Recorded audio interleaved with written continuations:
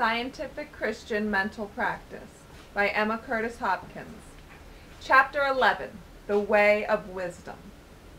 Confucius, the Chinese sage who lived 550 BC, said, "A man filled with truth hath power over heaven and earth, gods and devils. Nothing in the universe can injure him. Water and fire cannot cause him to fear. Nothing can harm one who actually believes himself safe, though the one who tells him he is safe does not believe it. Then how much more will he be kept safe, who, himself holding the truth, believes what is true, despite lack of faith about him? This is what is meant, possessing life, and thereby calling to oneself the life of heaven and earth." The 11th lesson has for its subject one of those experiences of mind where, having taken the basis or premise that a man is perfectly well because he is a spiritual being, not subject to material conditions, you come to an experience where it seems as if your premise, which has pleased you so much and had so much reasonableness in its appeal, is, after all, much feebler than the premise or mental position of the man who claims to be sick. You will notice that the last lesson showed the importance of holding your highest thoughts while the man's or woman's condition gives the appearance of holding on to evil. It is no kind of position to take in mind that sickness is more powerful than health. The strongest position you can take is on the side of the happy and peaceful state, as the real state. Even if a man tells you he is well when his liver is being destroyed, so his doctors say, and you cheerfully and innocently believe him, he will be recovered from his malady, and his life prolonged, to use old terms, a while, because of your simple faith. In the Andover Review for June 1889, you may read of an aged man who went through the most extraordinary experiences at the command of people he thought were superior beings. His faith was so simple that he held his life unhurt, springing from pinnacles or diving under seas. Confidence or faith is a life principle. Always, after taking a premise, there comes a time when it seems as if it would not work after all. Paul said, "Stand, and having done all, stand." He also said that God is able to make a man stand firm to his highest premise after he has once taken it. You have not forgotten the 4th axiom, that mind will demonstrate as much truth as it has courage to stand by its affirmations. The 10th lesson matches the 4th, only the 10th relates to environment. Its axiom is like the 4th. The world will persist in exhibiting before you what you persist in affirming the world is. All dissolving, ungluing conditions come from your giving up your old affirmations. If you have now become shaken up and fall back to your old thoughts that scientific statements sound better than they demonstrate, your new affirmations must come from your warm feelings, or the world will set itself to the old tune again. Paul said that God is able to make us stand. He means that those who have recognized that within themselves is God must live the life which that knowledge kindles. We cannot possibly go back to affirmations of evil when we know that by affirmations our premise of life is made just as we choose. The Japanese have a teaching that the divinity within your own soul may set aside the question of God, and by faith in itself work all the miracles ever thought of. If you have heard this 10th lesson of the law of the Spirit of life in Christ Jesus that maketh free from the law of sin and death, you will certainly know what to think and do in a time of special excitement, or in the time when you would persist in showing some ugly condition over and over. You persist as hard as it does, only you persist in ignoring it and living on your side of the question. To you there is only one side of the question. Persistence is a wonderful manager. Daniel ignored Nebuchadnezzar's insanity 3.5 years before it fell into nothingness. The call in science is for you to take the position that your life, health, strength, support, defense are from God. As God cannot fail, so these cannot fail. Cannot you persist in believing in your side of the question a few years? There is no need of its taking a few years to bring out your ideas. But if you have to stand by a premise that Elisha and Daniel and Jesus and Kurazumo demonstrated, you can do it. Think that being true to your idea will be as wealth straight from the Spirit of God, so that you can feed all the seemingly poor people in the world. Health straight from the Spirit of God, so that you can heal all the sickness in the world. Wisdom straight from the Spirit of God, so that you can impart wisdom to all the seemingly dark minds in the world. You know by this time that this is only a mode of expressing that by your wisdom you see wisdom. By your health you see health. By your provisions you see bounty everywhere. The 11th lesson has for its axiom, judgment is as great and competent as will and meekness can agree. This axiom, like every other one, is universally true. For instance, you have a strong will. Naturally, you feel like having everything go your own way. This is well. If you have meekness of character enough to yield your point instantly when you see you are wrong, such a combination will make your judgment quick and accurate. In the first place, your mind will unconsciously be trying all the time to project your strong will, so that it won't have to be yielding to another man's quicker judgment of the case than yours.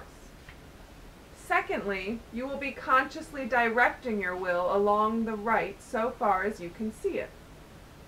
We may always count upon it that we have exercised our will to carry out our notions, wrong or right, if we come to a particular point where we do not quickly know what to do.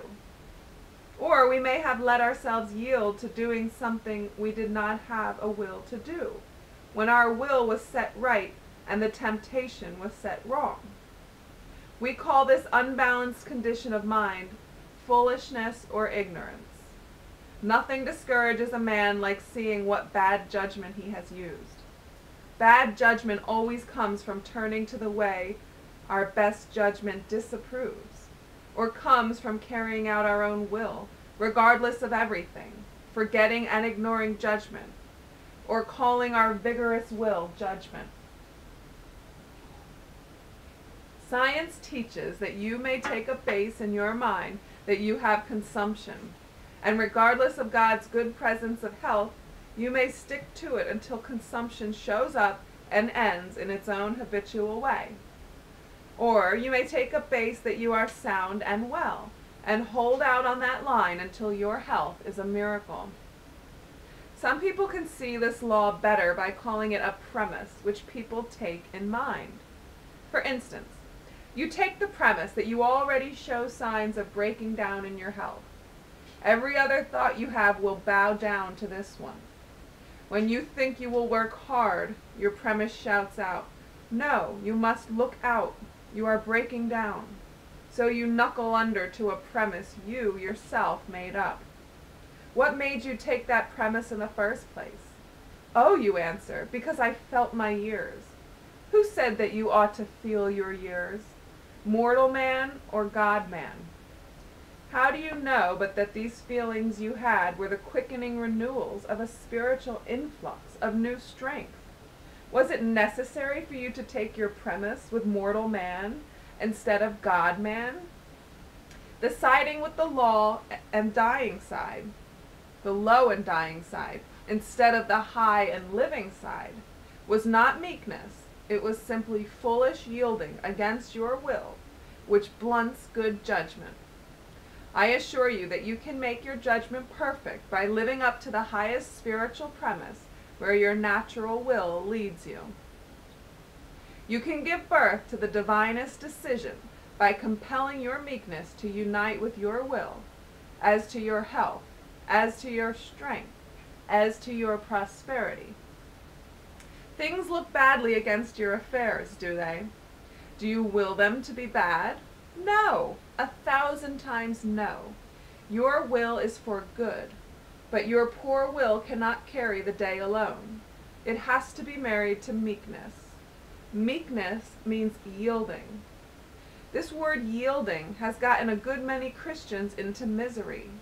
It has seemed to them to mean yielding to the evil and hard side of the appearance, when all the time it meant yielding to the spiritual doctrine, although appearances argued louder than spiritual realities.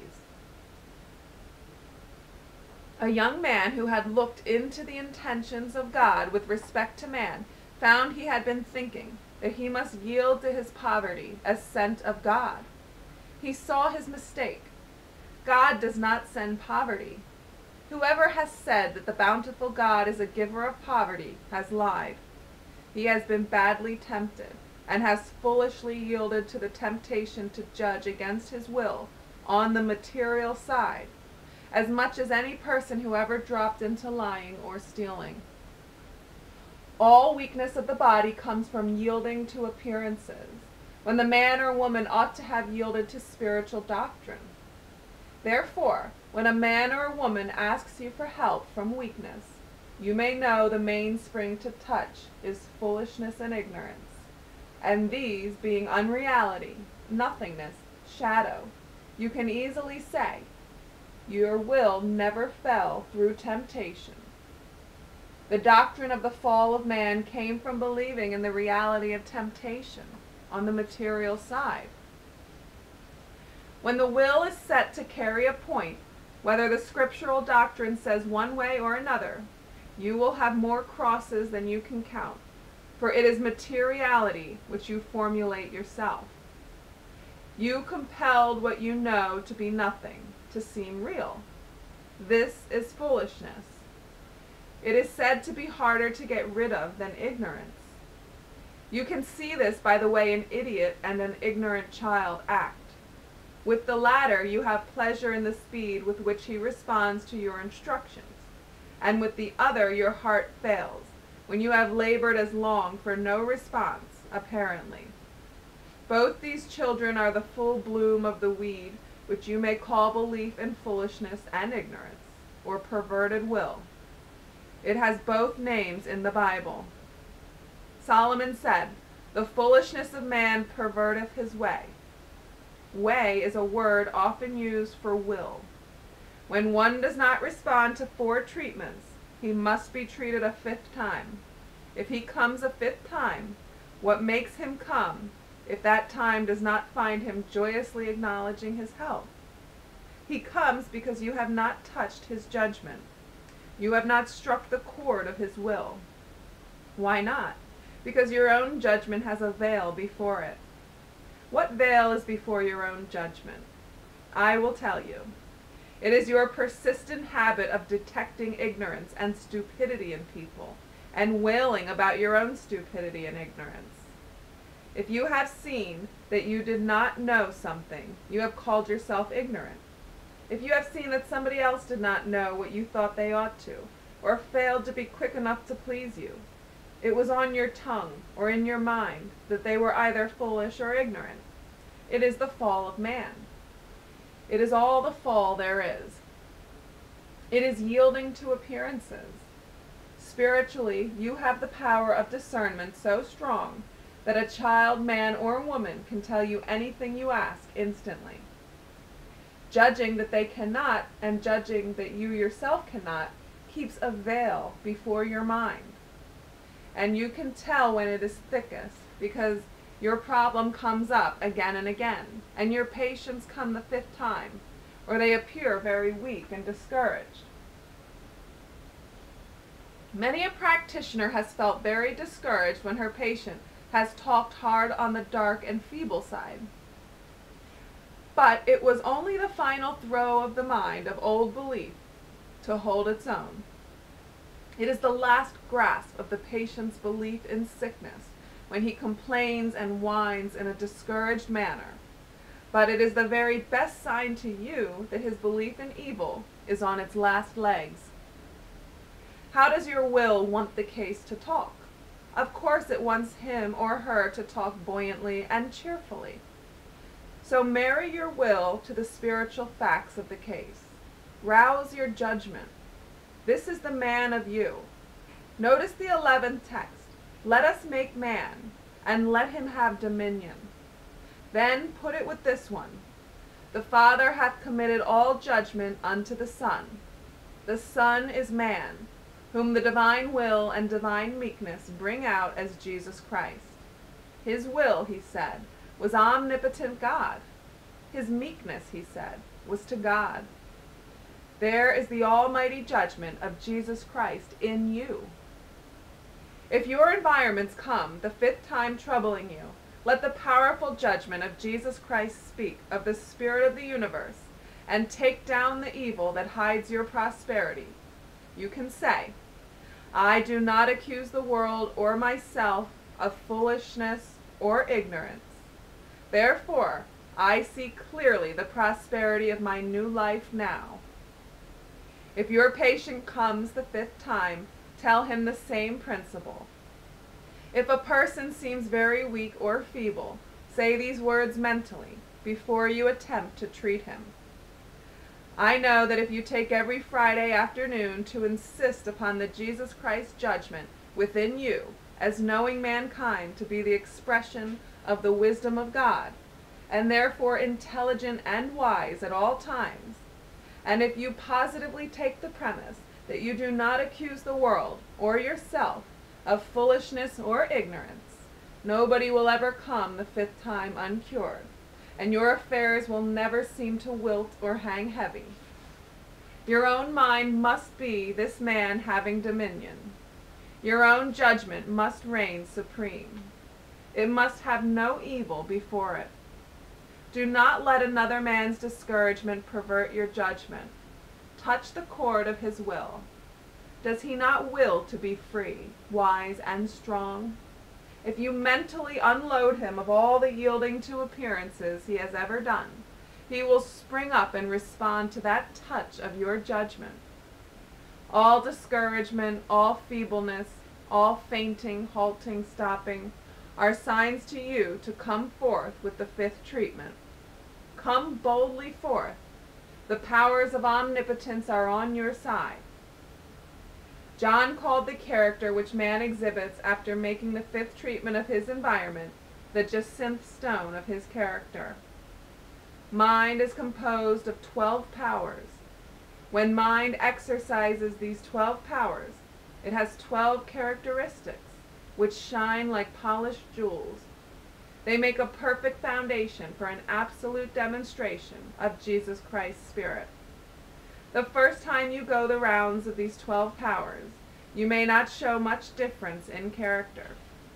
The second time, the third time, the millionth time around the statements, and how shining your life and mind become. It is written that our daughters shall be like precious stones, fitly polished. Daughters are meek statements of the spiritual side of our lives, when the material side tells a different story. The first 6 statements are the beautiful powers of your mind as to your own looks, your own judgment. The last 6 relate to your surroundings. So when I say 5th treatment, I mean the 11th lesson, or point of doctrine. Some call it the 11th perfect premise. The perfect jacinth is the ruby. The Son of Man is ruddy, is red with ruddy health, robust strength. His judgment is warming, kindling, reviving, like the wine fires of the ruby. When he speaks, he helps you. The wine of prosperity is handed to you in the good news from your business. Drink ye all of it, said Jesus. It is my blood of the New Testament. If you will bear in mind that the Spirit of Jesus Christ was health, life, prosperity, red with the reviving as the wines he gave at the wedding feast, you will understand the results of taking 11 right statements. You will have the judgment of the transcendent being that you are. You will be awakened. If I say to you that this is the only manner of thinking which has any practical effect in the life, on the triumphant and joyous side, you will have only the truth from me. It is injustice to this doctrine that I acknowledge it is the only way you can think that will be everyday safety for you. There are 12 conditions of human life which may be met by 12 truths. These 12 conditions being met by truth, you may be sure that your life will be free, glad, and powerful. The Brahmins had a teaching which read, "So dwell on the highest thoughts. This is the life of the awakened." There is one thing which good judgment awakens, that has been brought out by some scripture writers, and that is beauty. The perfect in judgment are perfect in beauty. The beauty of Jesus Christ is because of his judgment. The ruby is the beauty stone. The polish of meekness, that is the angel of beauty, who measures the city. He is bound to no traditions. What others believe he must be in order to be beautiful, he needs not. That which his own judgment decrees is his own charm. So, no matter what others believe about the portent of your dream of the night, you must judge that it means something good for your surroundings, something others might call evil. Your judgment, yielding to the good, says some blessed good is coming to you. If you see symbols, speak of their good for your own surroundings. They all come for your benefit. They tell you that your environments are good. Then your ideas will be recognized as good by others, sooner or later. There is one universal mind which is the perfect intelligence, from whence all ages of men draw their stock of intelligence. Man may draw all this intelligence for his own use, and not decrease it at all, as he might know all mathematics, and his neighbor might know all, and all the town might know all of mathematics, and not rob each other, nor exhaust mathematics. The more you speak according to this judgment, the more judgment your neighbors will have. They may not see at first that you are wise with the mind divine, from which you are drinking each day by taking these 12 lessons home to yourself. But after a time they will acknowledge the excellency of your judgment. Indeed, you yourself may not always see why you say and do certain things, but afterwards you will see that it was your wisest course. The refusal to call any man, woman, or child ignorant or foolish will uncover your dominant chord. You will leave the strings of your soul exposed for the winds of God to blow over, and bring out the tones of music, the radiant beauty, given unto your judgment from the foundations of the universe. When you lay your judgment to the line, and your righteousness to the plummet of your highest truths you have heard, then, says the prophet, your old covenant with death will be annulled, and your agreement with hell will not stand. You give up your old ideas in meekness. You talk aloud your new ideas, after you have thought them, and after you have written them. They are the outgrowth of solid soil. Sometimes you will be astonished to hear people speaking rapidly and lightly of the lofty truth that you could not speak until after it had been sown into your deep soil of profound meditation. Sometimes you yourself may speak this way. The fruitage of lightly handling these mighty principles is light. By the deep thought of the mind, the word of the lips is solid judgment in ripe fruitage. Isaiah told the city, which typifies us, that when they had gotten themselves into captivity through careless speaking of their science, they would be glad to have money to redeem themselves with. But they should not be redeemed with money. They should be redeemed by their fidelity to their religion, entirely independent of money. So, once in a while, you may find that nothing you do yourself causes your patient's cure. So far as you see, He gets his cure by reason of somebody else's treatments, after you have practiced with him. Or you may find that money is not given to you to get out of debt with, yet somehow, by one deal or another, there are no debts there. This is really your will married to a kind of weak yielding to scientific statements. You did not make them your deep life, and therefore solid assistance. The whole of demonstration is the fruitage of your own judgment. Ye have sold yourselves for a thing of naught, and ye shall be redeemed without money, is the voice to a half-hearted, insincere, timid, unprofound acceptance of science. Even writing the science glibly brings out the redemption, without substantial, solid aid coming. Even thinking the science lightly does the same. Living it comes from thinking it deeply, writing honestly, speaking sacredly. When the outward life accords, then is judgment risen in her beauty. Then is healing instantaneous. Then, if you ask for help, it comes exactly as your perfect judgment would indicate. The point is to get your perfect judgment forward. It comes forward by handling this 11th lesson. It is signaled to be handled every time the 5th treatment is necessary. Judgment, when it is good, touches the loftiest ideas and the plainest themes with equal respect. One often finds that his demonstration waits for him to give up his prejudices with respect to what is high or low. All must be alike to him when they are names and descriptions of spirit. One woman, whose grief was that she was so ugly to look upon, could not make herself highly thought of, insisted that her affirmation must be a high one. So she took, I am absolute love. A friend, to whom there was no high or low name of deity as used by Jesus Christ, told her to use the interpretation of her own name for a constant affirmation. It was a meek one. I am the king's daughter. It was the right one to soften and refine her face and win her way for her. But it sounded so low to her that she refused it. Yet it was the only treatment of meekness belonging to her, as the one of Jesus, I am meek and lowly of heart, belonged to him. Perfect judgment touches the life chords of each situation with the right word. Lofty ambitions are evidences of belief in high and low places. In reality, there is neither high nor low in Jesus Christ. To the Spirit, all that is good.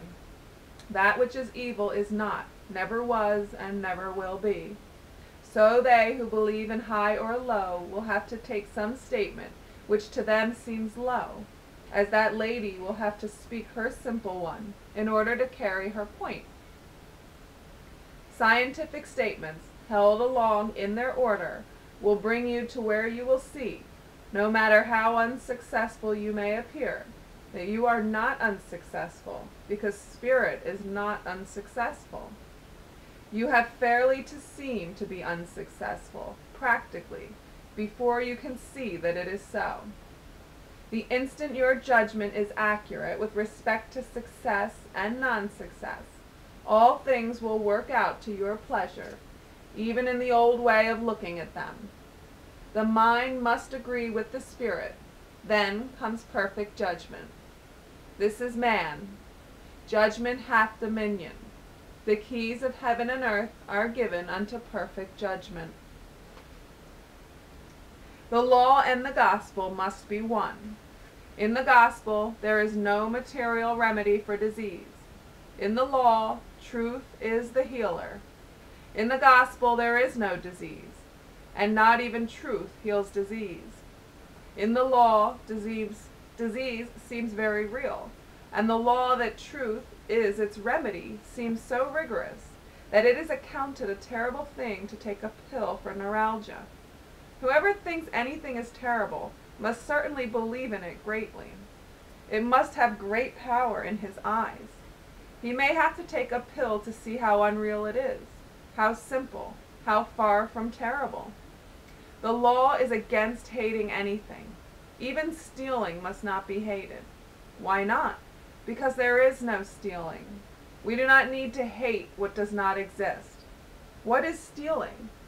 It is delusion of imagination. Is not God the only living being? Can God steal? This is a very awakening activity of mind. Thinking this way will bring forth wise judgment. Then this judgment will balance all things. Thieves, as they are called, will find there is a way of support preferable to stealing. When judgment is come forth, you will find you are not bound to methods of curing the sick, not bound to modes of eating and drinking, sleeping and dressing. As judgment ripens with yielding the will to spiritual ideas, over and over, you will see great events and great circumstances yielding to very simple actions on your part. One man felt suddenly, after long practice of thinking spiritual ways, that he could as easily make gold as cure bones. But a voice seemed to say to him, "You would act foolishly with gold if you had it." He yielded the point at once. It looked meek and good on his part to yield to a warning voice. But no voice from the Spirit ever accuses mind of foolishness or ignorance. Here is where he should have used the 11th lesson, or the 5th treatment of environments. Here was one of his self-accusations formulated right close to him, and audible as a human voice. It had bloomed in order to be refused for the sake of spirit. Judgment comes of compelling yourself to believe just as much as you hope for. If you hope to cure everybody that comes to you, you are able to believe all that you hope. If you only hope that you can cure them, you will be disappointed. Hope needs faith. If you cannot believe you can cure all, take a night or day for the statement of what you believe in truth. Covenant with the Spirit for the Spirit to do all your cures for you. The government is on the shoulders of perfect judgment, we are told. Therefore let perfect judgment be born in you. The strong man says, "I can." The strong man says, "I will." The wise man says, "I know." The perfect man says, "I know what to do, and I am able to do it. Therefore, I will do it." The state of mind that calls for you to state what you can and will do is when you have steadily ignored the harsh and hard side of life, as it has been showing itself to you. When things looked dark and hard, you did not allow your mind to think about them at all. You thought only of God, the Spirit. You kept hold of the highest statement you had. You ignored the appearance. Then, after you had won the battle, or seemed plainly to have things coming out right, you had a feeling of blankness. You felt devoid of power, devoid of ideas. This is the blankness of a clear paper, upon which you may write what you like. Declare that as the mind of Jesus Christ, you do not believe in foolishness or ignorance. Declare that as the mind of Jesus Christ, your judgment is perfect judgment. Declare, "I know all things. I can do all things." The blankness is like a smooth mass of protoplasm, out of which some idea will arise, which will govern all other ideas. Nothing can stand before that one idea which comes up when you feel blank, absent-minded, vague. If you can make it strongly enough felt that your main idea is on the side of Jesus Christ in you, then you will do the work of Jesus Christ in wisdom and strength. There is no more potent opportunity for the use of judgment than this one. Have you not had something of this feeling lately? Let us take the 5th treatment together, to rouse your judgment away from the clutches of the old temptation to believe in foolishness and ignorance as belonging to us. Let us, as mind, now state the 11th premise. I never accuse the world or myself of foolishness or ignorance. I am the judgment of God. I know all things and do all things well. This idea is a living amoeba that arises from the protoplasm of mind, that lies still as the sea waiting for the winds to blow over it, like the waters which the angels troubled or stirred. So the mind is still until the angel of truth stirs it. Right near at our hand is the heavenly city. While we have called it distant, could we expect it to be near? Right here, visible to us, is the heavenly land. Could we expect it to show us its beauties if we talked of it being invisible? Right now you are wise and immortal, free, strong, and at peace. Can you expect to feel your own true nature and delight in your estate if you keep talking and thinking of how little you know, how mortal flesh and blood are, and how unhappy you are? Buddha taught that self is the Lord over self. If you and I do not speak from the spiritual self of us, it will not act. We are the arbiters of our own destiny. The Spirit is truthful and takes us at our word. If we say, I am foolish and ignorant, it lets us be what we say we are. Having endowed us with wisdom to know that we are the sons of God, with free will, does it suppose we could be telling we are something we do not want to be? The Spirit supposes nothing. It believes all things. Spirit brings its fountains of power to all words of I am and I will.